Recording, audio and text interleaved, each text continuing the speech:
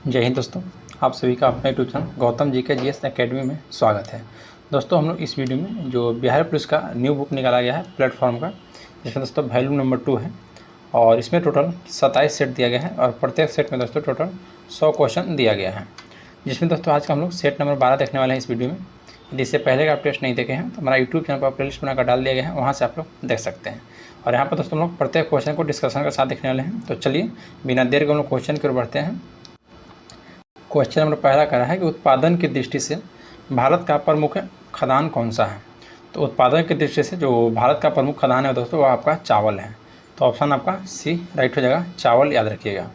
या दोस्तों उत्पादन की दृष्टि से भारत का प्रमुख खदान में आता है और चावल का दोस्तों जन्मभूमि आपको चीन को माना जाता है। याद रखना है, चावल की जन्मभूमि चीन को माना जाता है और चावल जो है यह दक्षिण पूर्वी एशिया का मुख्य खदान फसल है। और विश्व का दोस्तों मुख्य खदान फसल आपसे पूछेगा तो गेहूं हो जाएगा, विश्व का तो गेहूं हो जाएगा। और भारत दोस्तों भारत जो है या दूसरा मुख्य खदान फसल गेहूं है, याद रखना है। नेक्स्ट क्वेश्चन पाते हैं। क्वेश्चन नंबर 2, निम्नलिखित में से किस कटिबंध पर वर्ष में कम से कम एक बार दिन अथवा रात्रि की लंबाई 24 घंटे की अवधि होती है। तो याद रखना दोस्तों, जो शीतोष्ण कटिबंध पर वर्ष में कम से कम एक बार दिन अथवा रात्रि की लंबाई दोस्तों 24 घंटे की अवधि में होती है, याद रखना है। तो ऑप्शन सी आपका राइट हो जाएगा, शीतोष्ण कटिबंध। नेक्स्ट है क्वेश्चन नंबर आपका, देखिए दोस्तों याद रखना है आपको कि पृथ्वी के घूर्णन गति के कारण जो होता है दिन और रात होता है आपका। और 22 दिसंबर को दक्षिणी गोलार्ध में और 21 जून को उत्तरी गोलार्ध में आपका 12 दिन होता है। 22 दिसंबर को दोस्तों दक्षिणी गोलार्ध में 12 दिन होता है और 21 जून को उत्तरी गोलार्ध में 12 दिन होता है। और 23 सितंबर को और 21 मार्च को संपूर्ण पृथ्वी पर दिन और रात बराबर होता है, 23 सितंबर 21 मार्च को। नेक्स्ट है कि भारत के किस राज्य में सर्वाधिक खनिज संसाधन पाए जाते हैं। तो झारखंड में दोस्तों याद रखिएगा, ऑप्शन आपका बी राइट हो जाएगा। जो भारत के झारखंड राज्य है यहाँ पर दोस्तों सर्वाधिक खनिज संसाधन पाया जाता है। और भारत के सर्वाधिक समृद्धि क्षेत्र दोस्तों दामोदर घाटी क्षेत्र को माना गया है। और धारवाड़ क्षेत्र दोस्तों कर्नाटक में है, जो कि भारत के खनिज संसाधनों की समृद्धि क्षेत्र है। और भारत में कोयला मुख्यतः दोस्तों गोंडावना युक्त का है, याद रखना है। नेक्स्ट है क्वेश्चन नंबर 4 बोलता है कि किस केंद्र शासित प्रदेश की चिकरी लकड़ी शिल्प को मुस्क बुदुजी चावल को जीआई टैग दिया गया है। तो ये आपका दोस्तों जम्मू कश्मीर का। तो ऑप्शन ए आपका राइट हो जाएगा, जम्मू कश्मीर का, याद रखिएगा। ऑप्शन नंबर ए हो जाएगा दोस्तों जम्मू कश्मीर।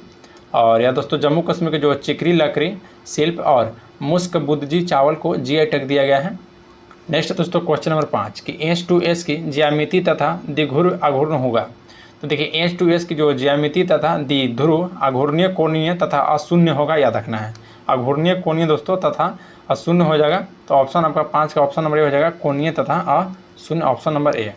नेक्स्ट है दोस्तों क्वेश्चन नंबर 6 इंग्लिश है, फाइंड आउट द पार्ट्स। तो इसको देखिए आपको बता दे रहे हैं दोस्तों, इसका 6 का आपका राइट आंसर हो जाएगा ऑप्शन नंबर बी।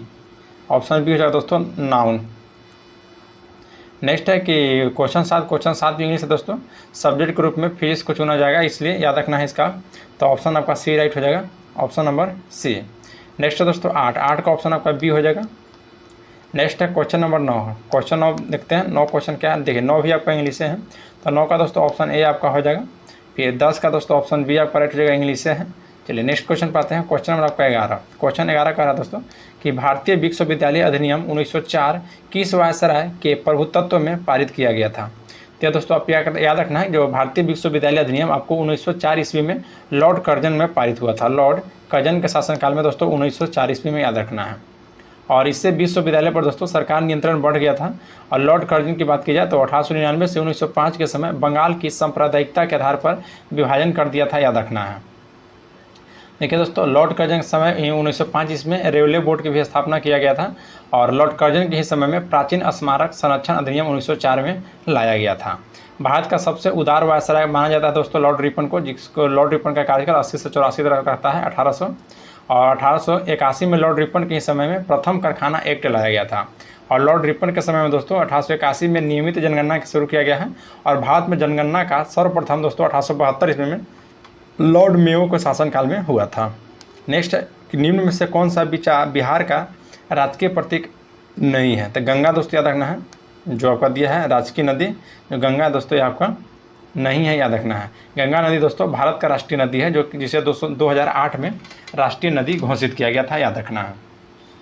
और गंगा नदी दोस्तों बिहार से होकर बहने वाली सबसे लंबी नदी है गंगा नदी, याद रखिएगा। नेक्स्ट पर आते हैं। क्वेश्चन नंबर 13 का रहा कि आवर्त सारणी के वर्ग एक के तत्व हैं। तो आवर्त सारणी का दोस्तों वर्ग एक का तत्व जो होता है यह आपका क्षार धातु होता है। तो ऑप्शन सी हो जाएगा क्षार धातु, याद रखना है। और आवर्त सारणी का दोस्तों मेंडलीफ ने 1869 इसमें बनाया था, जो कि 1872 में सर्वप्रथम इसको प्रकाशित किया गया था। नेक्स्ट है कि ऑस्कर अवार्ड समारोह 2023 में किस फिल्म ने 7 पुरस्कार जीता है। तो राइट हो जाएगा दोस्तों ऑप्शन नंबर सी कि everything everywhere all and once. Next है कि महासागरों में ज्वार भाटा की उत्पत्ति का कारण क्या है। तो महासागरों में दोस्तों जो ज्वार भाटा की उत्पत्ति का कारण है कि सूर्य और चंद्रमा के संयुक्त प्रभाव से, याद रखना है, सूर्य और चंद्रमा के संयुक्त प्रभाव से दोस्तों याद रखना है। और चंद्रमा और सूर्य के आकर्षण शक्ति के कारण ही सागरीय जल को ऊपर उठने तथा गिरने को दोस्तों ज्वार भाटा कहते हैं, याद रखना है। अमावस्या एवं पूर्णिमा के दिन दोस्तों ऊंच ज्वार बनता है और ज्वार दोस्तों प्रतिदिन 2 बार आता है। ज्वार प्रतिदिन 2 बार आता है, एक बार चंद्रमा के आकर्षण से, तो दूसरी बार दोस्तों पृथ्वी के अपकेंद्रीय बल के कारण। नेक्स्ट है क्वेश्चन नंबर 16। क्वेश्चन 16 का रहा है कि गुल्लर का फूल मुहावरे का सही अर्थ चुने। तो गुल्लर का फूल का मुहावरे का अर्थ हो जाएगा दोस्तों आपको दुर्लभ वस्तु, ऑप्शन सी। नेक्स्ट है कि कक्षा 10 के छात्र ने अपनी अनुपस्थित दंड माफ करने के लिए प्रधानाध्यापक को पत्र लिखा, उसका पत्र दोस्तों किस वर्ग में आएगा। तो उसका जो पत्र आपका आएगा दोस्तों वो किस वर्ग में, तो दोस्तों याद रखना है, पहला है नियंत्रण व्यवसाय, आवेदन पत्र, व्यावसायिक पत्र और व्यापारिक पत्र। तो 17 का राइट है दोस्तों ऑप्शन नंबर बी आवेदन पत्र, ध्यान रखना है आवेदन पत्र। नेक्स्ट है कि कार्यालय आदेश में अधिकारी का हस्ताक्षर किस स्थान पर आएगा। तो कार्यालय आदेश में दोस्तों जो अधिकारी का हस्ताक्षर आता है वह याद रखना दोस्तों नीचे आता है, जो कि दाहिनी ओर, नीचे आता है किस ओर, तो दाहिनी ओर। तो ऑप्शन आपका ए राइट हो जाएगा। नेक्स्ट है कि निम्नलिखित में से पार्श्विक व्यंजन कौन सी है। तो राइट हो जाएगा दोस्तों ऑप्शन नंबर बी आपका ल जो है दोस्तों आपका पार्श्विक व्यंजक है। नेक्स्ट है कि प्रत्येक शब्द में कौन सा उपसर्ग है। तो प्रत्येक शब्द में दोस्तों जो उपसर्ग है प्रति देखिए ऑप्शन बी में दिया गया है, ऑप्शन बी राइट हो जाएगा। नेक्स्ट है कि कोई द्रव ठोस पृष्ठ को गीला नहीं करता है यदि वह स्पर्श कोण है। तो यदि वह स्पर्श कोण दोस्तों ध्यान रखना है कितना का हो जाएगा, तो इसका राइट आंसर है दोस्तों कि 90 डिग्री से जो 12 होगा, तो ऑप्शन डी आपका राइट हो जाएगा। नेक्स्ट क्वेश्चन पाते हैं, क्वेश्चन नंबर दोस्तों आपका 22 बोल रहा है कि एक स्थान से दूसरे स्थान पर ऊष्मा का संचरण के लिए माध्यम आवश्यक है। तो कौन सा माध्यम आवश्यक है दोस्तों, तो याद रखना है आपका, या दोस्तों देखिए चालन माध्यम और संवहन माध्यम, चालन और संवहन दोनों, तो ऑप्शन डी हो जाएगा, ए और बी दोनों। नेक्स्ट पाते हैं क्वेश्चन नंबर दोस्तों 23। एक क्वेश्चन 23 का रहा कि कौन सी गहन गुण है, कौन सी गहन गुण है। तो देखिए दोस्तों गहन गुण वह होता है कि जो कि पदार्थ की मात्रा या निकाय के द्रव्यमान पर निर्भर नहीं करता है। तो द्रव्यमान पर निर्भर नहीं करता दोस्तों, तो 23 का राइट हो जाएगा ऑप्शन नंबर सी, यानी कि दोस्तों अपूर्णांक। ध्यान रखना क्या हो जाएगा, तो यह दोस्तों अपूर्णांक हो जाएगा, क्योंकि अपूर्णांक जो है यह दोस्तों गहन गुणधर्म है। अपूर्णांक एक गहन गुणधर्म है। और आयतन, द्रव्यमान एवं भार यह दोस्तों आपको विस्तीर्ण गुणधर्म है, याद रखना है। विस्तीर्ण में एक बैरल बराबर दोस्तों बात की जाए तो 159 लीटर होता है, ये भी बात आपको याद रखना है। नेक्स्ट है कि निम्न में से कौन सी गैस के अनुगति सिद्धांत की अभिगृहित नहीं है। तो 24 का राइट हो जाएगा दोस्तों ऑप्शन नंबर डी कि सभी अणुओं की चाल समान होती है, यह आपका राइट आंसर हो जाएगा। नेक्स्ट क्वेश्चन पाते हैं, क्वेश्चन नंबर आपका दोस्तों 25। क्वेश्चन 25 का रहा है कि यह दर्शाने के लिए एक सरल लोलक सरल आवर्त गति कर रहा है तो यह मानना आवश्यक है। तो यह मानना आवश्यक है दोस्तों कि दोलन का आयाम कम होता है। नेक्स्ट है कि किसी तरंग का संचरण नियंतांक भी कहलाता है।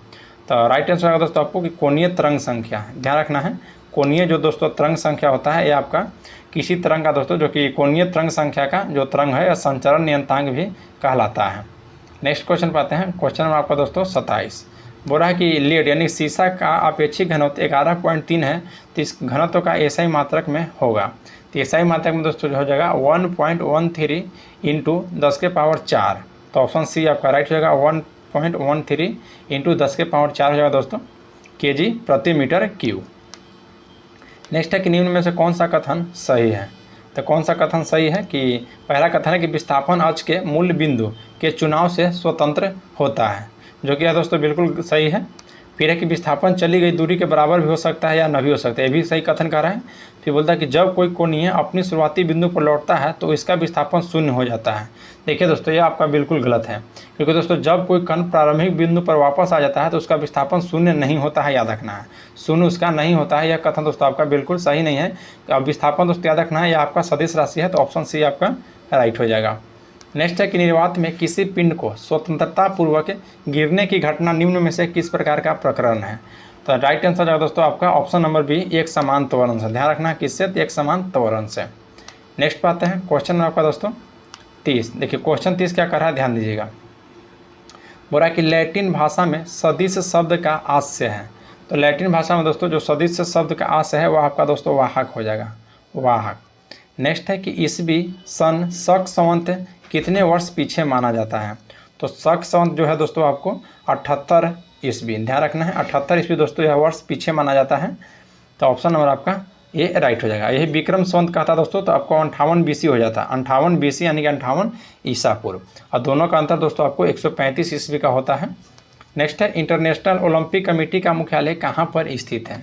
तो इंटरनेशनल ओलंपिक कमेटी का मुख्यालय जो है आपका दोस्तों वह याद रखना है आपका लुसाने में है, जो कि स्विट्जरलैंड में पड़ता है। लुसाने स्विट्जरलैंड में इंटरनेशनल ओलंपिक कमेटी का मुख्यालय है।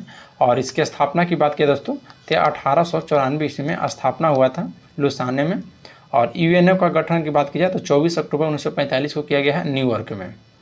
नेक्स्ट बात है दोस्तों क्वेश्चन नंबर आपका 33। क्वेश्चन 33 कहता है कि सूची 1 को सूची 2 के साथ सुमेलित करें दोस्तों। एक तरफ संचालन कमान दिया गया है और एक तरफ दोस्तों मुख्यालय दिया गया है। तो इसमें कौन सा सुमेलित आपका नहीं है। पहला कि दक्षिण पश्चिमी वायु कमान, जिसका मुख्यालय दोस्तों आपका मुंबई है। देखिए दोस्तों दक्षिणी पश्चिम वायु कमान का मुख्यालय मुंबई, जो कि आपका बिल्कुल गलत है दोस्तों। दक्षिण पश्चिम का मुख्यालय जो है आपको गांधीनगर में हो जाएगा। तो इसमें दोस्तों ऑप्शन आपका ए हो जाएगा सुमेलित, जो कि यह नहीं है, इसलिए आपका ये ऑप्शन सही हो जाएगा। बाकी पूर्वी वायु कमान का दोस्तों शिलोंग हो जाएगा, और मध्य वायु कमान का इलाहाबाद, पश्चिम वायु कमान का दोस्तों आपका दिल्ली हो जाएगा।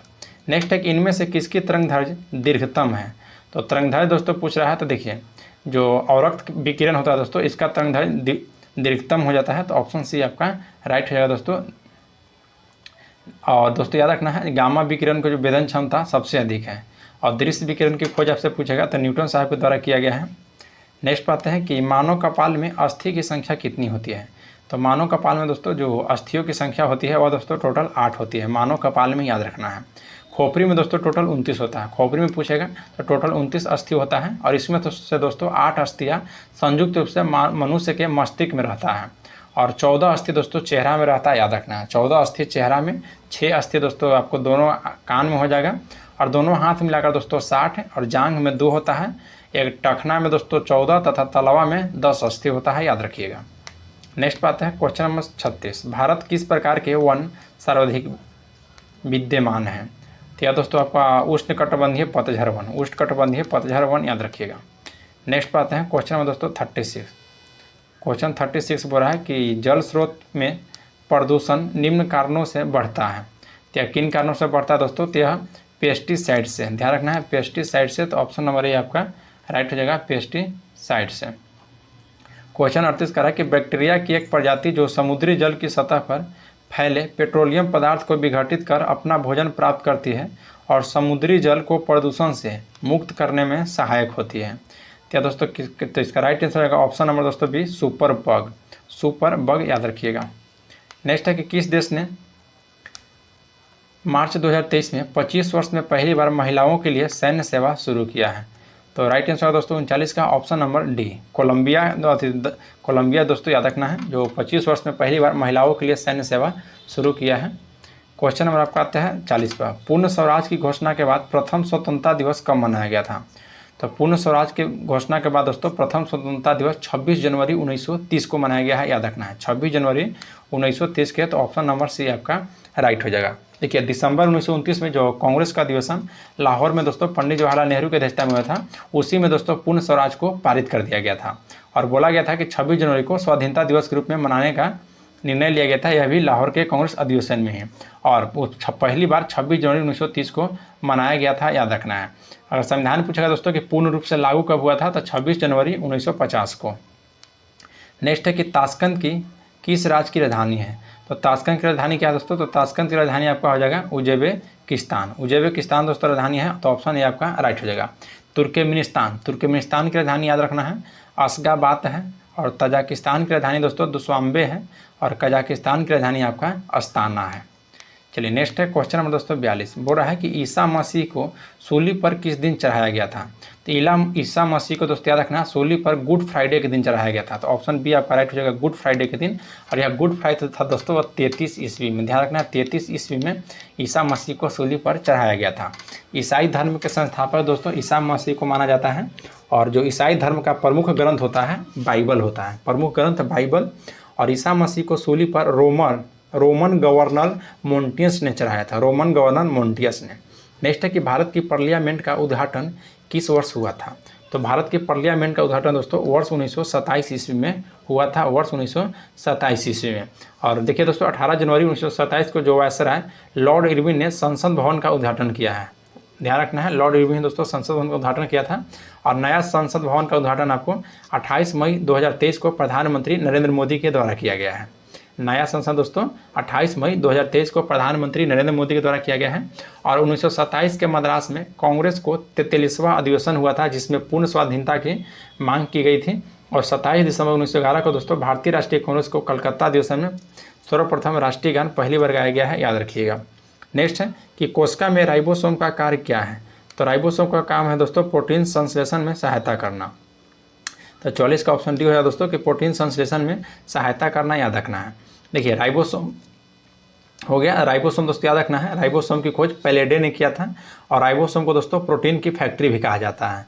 और राइबोसोम पर शोध के लिए दोस्तों वेंकट रमन रामकृष्ण को 2009 में नोबेल पुरस्कार दिया गया है, याद रखना है 2009 में। राइबोसोम पूछेगा दोस्तों कि मुख्यतः किससे बना होता है। तो प्रोटीन और आरएनए का, प्रोटीन और आरएनए का। नेक्स्ट है दोस्तों कि कौन सी बंदरगाह भारत के पश्चिमी किनारे पर स्थित है। तो भारत के पश्चिम किनारे पर स्थित दोस्तों जो आपका कंडला बंदरगाह हो जाएगा। ऑप्शन नंबर ए आपका दोस्तों ये आपका भारत के पश्चिमी किनारे पर स्थित है। और राज्य पूछेगा तो गुजरात में यह अवस्थित है। और कांडला बंदरगाह दोस्तों यह आपका जवारीय बंदरगाह है। और याद रखना चेन्नई जो है दोस्तों यह भारत का सबसे पुराना कृत्रिम बंदरगाह है, चेन्नई। और पश्चिम बंगाल में बंदरगाह है दोस्तों आपका हल्दिया, जो ऑप्शन सी में दिया गया है, आपका पश्चिम बंगाल में है। और चेन्नई बता ही दिया दोस्तों। फिर अब याद रखना है तूतीकोरिन बंदरगाह तमिलनाडु के तट पर स्थित है।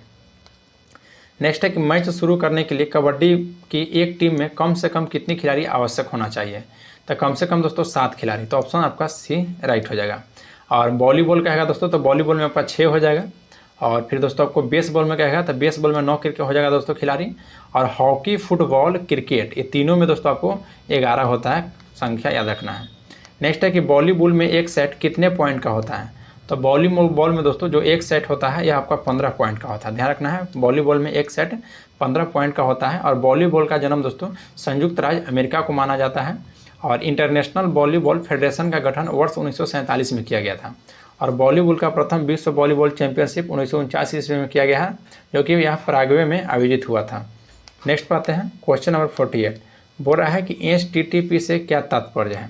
तो HTTP से दोस्तों होता है hyper text transfer protocol. Hyper text transfer protocol देखिए दोस्तों ऑप्शन नंबर सी में आपका दिया गया है। चलिए नेक्स्ट क्वेश्चन पाते हैं क्वेश्चन नंबर 49। क्वेश्चन नंबर 49 कह रहा है कि इस भारत में स्वराज आंदोलन शुरू किसने किया था। तो भारत में स्वराज आंदोलन दोस्तों मोतीलाल नेहरू और चित्तरंजन दास के द्वारा किया गया है। तो ऑप्शन आपका सी राइट हो जाएगा, मोतीलाल नेहरू और चित्तरंजन दास ने। नेक्स्ट है कि पाल घाट निम्नलिखित राज्य में से किन्हें जोड़ता है। तो पाल घाट दोस्तों याद रखना है यह केरल और तमिलनाडु को जोड़ता है। तो देखिए ऑप्शन सी हो जाएगा, केरल और तमिलनाडु को आपका पाल घाट जोड़ता है। नेक्स्ट है दोस्तों क्वेश्चन नंबर आपका 51। क्वेश्चन 51 कहता है, ध्यान दीजिएगा, कि पुलकेशिन द्वितीय ने हर्षवर्धन को किस नदी के तट पर पराजित किया था।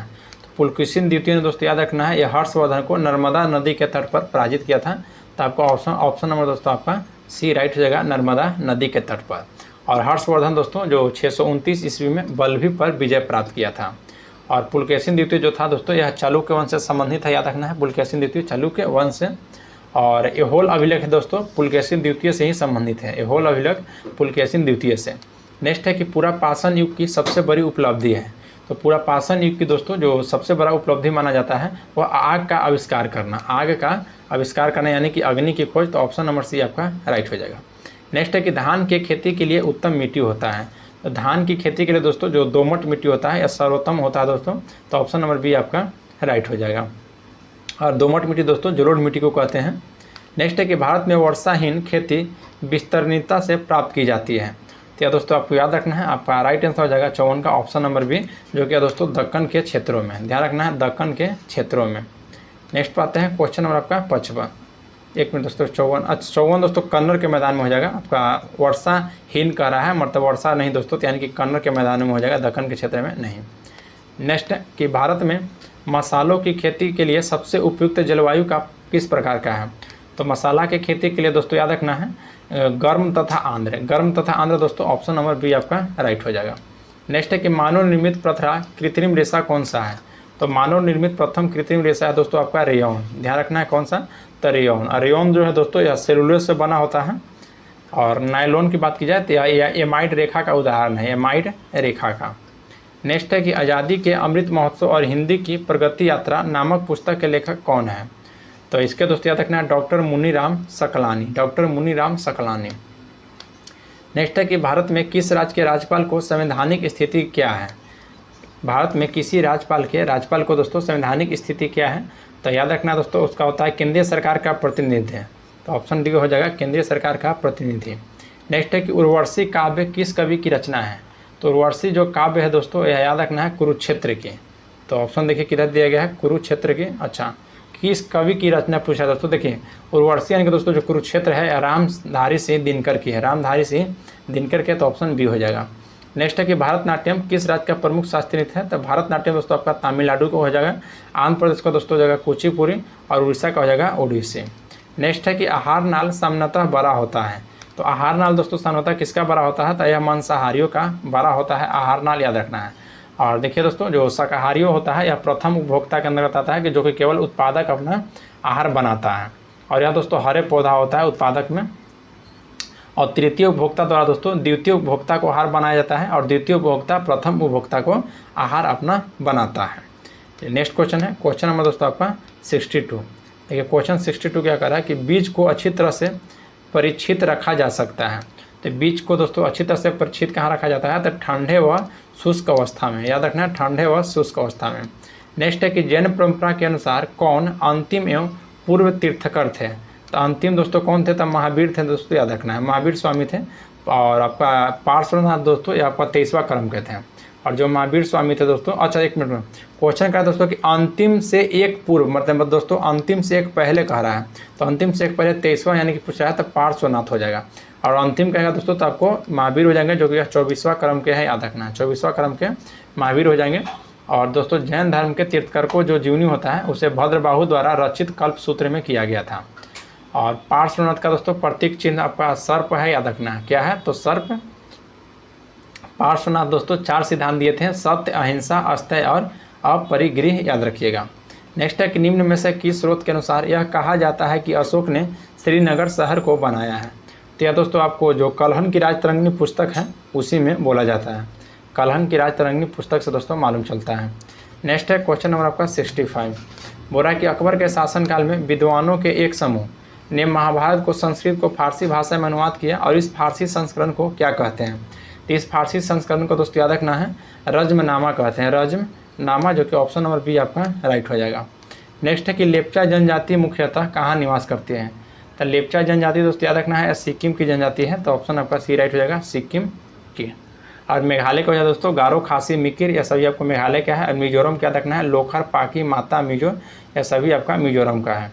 नेक्स्ट है कि यूथ वर्ल्ड तीरंदाजी चैंपियनशिप को रिकर्वे कैटेगरी में गोल्ड जीतने वाले पहले भारतीय कौन बने हैं? तो राइट हो जाएगा दोस्तों option number C Parth Salunkhe, याद रखना है पार्थ सालुंखे। नेक्स्ट पाते हैं कि प्राचीनतम भारतीय विश्वविद्यालय का अवशेष में है। तो प्राचीनतम भारतीय विश्वविद्यालय का जो अवशेष मिलता है दोस्तों वह तक्षशिला है, याद रखना है कौन सा है? तो तक्षशिला, ऑप्शन नंबर बी आपका राइट हो जाएगा। नेक्स्ट है कि निम्नलिखित व्यक्तियों में से किसने 1943 में सुभाष चंद्र बोस को सिंगापुर में IN बनाने में सहायता किया था? तो दोस्तों ये आपको कैप्टन मोहन सिंह हो जाएंगे। तो 69 का राइट आंसर होगा दोस्तों option number B captain Mohan Singh, याद रखना है captain Mohan Singh, option number B हो जाएगा। नेक्स्ट है दोस्तों कि अन्नामलाई की पहाड़ी, इलायची की पहाड़ी और पालनी की पहाड़ी मिलती है। तो अन्नामलाई की पहाड़ी, इलायची की पहाड़ी और पालनी की पहाड़ी, यह सभी जो आपको मिलता है दोस्तों याद रखिएगा, तीनों आप इंपॉर्टेंट है दोस्तों, यह तीनों आपको मिलता है ये दोस्तों अन्नामलाई में, ध्यान रखना है तीनों कहाँ मिलता है? तो आपको अन्नामलाई में। नेक्स्ट है कि निम्नलिखित आदिवासी समुदायों में कौन सा निग्रेटो प्रजाति का है। तो निग्रेटो प्रजाति का पूछ रहा है दोस्तों, तो आपको जो सेमांग है ना ऑप्शन सी में वही है। नेक्स्ट है कि अलाउद्दीन खिलजी के आक्रमण के समय चित्तौड़ का शासक कौन था। तो चित्तौड़ का शासक दोस्तों, जब अलाउद्दीन खिलजी के आक्रमण के समय जो चित्तौड़ का शासक था उस समय था दोस्तों राणा रतन सिंह। राणा रतन सिंह, जो कि ऑप्शन बी आपका राइट हो जाएगा। नेक्स्ट पाते हैं कि 1947 में भारतीय राष्ट्रीय कांग्रेस के अध्यक्ष कौन थे। तो 1947 में दोस्तों भारतीय राष्ट्रीय कांग्रेस के अध्यक्ष कौन थे। तो आपका राइट आंसर हो जाएगा 73 का option number A, JB. Kripalani थे। जे.बी. कृपलानी याद रखिएगा। और आज़ादी के समय भी दोस्तों आपको जे.बी. कृपलानी ही थे।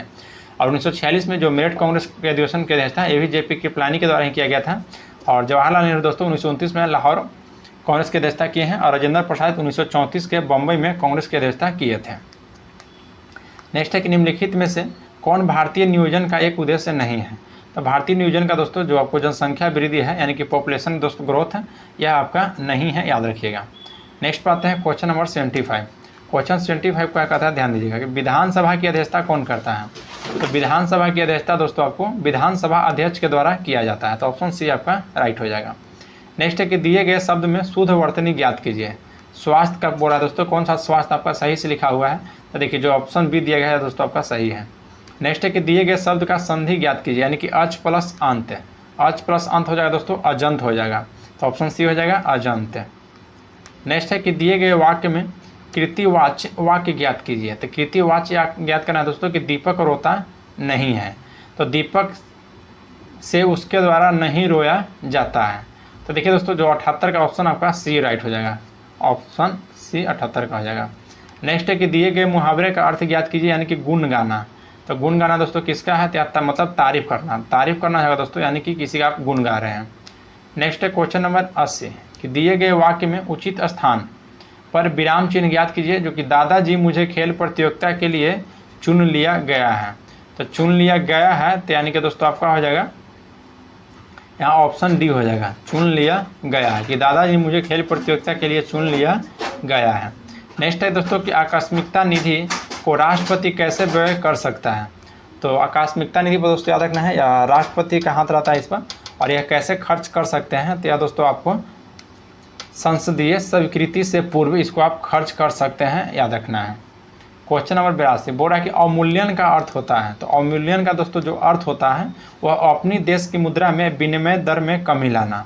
तो ऑप्शन बी आपका राइट होगा कि अपनी देश की मुद्रा को विनिमय दर में कमी लाना। नेक्स्ट है क्वेश्चन नंबर आपका दोस्तों 83। क्वेश्चन 83 बोल रहा है कि व्याकरण ग्रंथ अष्टधाई के रचनाकार कौन थे। तो अष्टधाई का दोस्तों रचनाकार आपका पाणिनि थे। तो 83 का राइट हो जाएगा दोस्तों ऑप्शन नंबर सी, पाणिनि, याद रखना है। नेक्स्ट है कि 95, अच्छा दोस्तों यहाँ से मैथ हो जाएगा आपका स्टार्ट। तो मैथ को इसको आप लोग बना लीजिएगा, इसका हम PDF दे देंगे, जो कि डिस्क्रिप्शन में टेलीग्राम का लिंक दिया गया है, वहाँ से आप दोस्तों ज्वाइन हो जाइए। वहाँ पर PDF दोस्तों इसको डिस्कशन के साथ दे देंगे, और टोटल आपको 100 क्वेश्चन का वहाँ पर आपका PDF मिलेगा टेलीग्राम पे। चलिए नेक्स्ट का था दोस्तों कि लाल मिट्टी का रंग लाल किसके कारण होता है। तो लाल मिट्टी का जो दोस्तों लाल रंग होता है वो आपको लोहा के कारण होता है। तो ऑप्शन बिल्कुल दोस्तों लोहा बिल्कुल यहाँ है, ऑप्शन ये आपका सही हो जाएगा, क्योंकि दोस्तों लाल मिट्टी में आयरन एवं सिलिका की अधिकता होती है, याद रखना है। और देखिए शैलों के टूट फूट से जो निर्मित होने वाली मिट्टी को गहरी लाल लैटेराइट, सफ़ेद लैटेराइट और भूमिगत जलवायु लैटेराइट के रूप में वर्गीकृत किया गया है। नेक्स्ट है दोस्तों कि भारत में इस्पात का वास्तविक अर्थ में प्रथम कारखाना कहाँ स्थापित किया गया था। तो प्रथम कारखाना जो स्थापित किया गया था दोस्तों ये आपका जमशेदपुर में, याद रखना है। कहाँ में किया गया था, तो आपका जमशेदपुर में, ऑप्शन बी आपका राइट हो जाएगा। और JRD टाटा के द्वारा दोस्तों 1907 ईस्वी में यहाँ पर स्थापित किया गया था जमशेदपुर में, जो कि Tata iron and steel company का स्थापना किया गया था।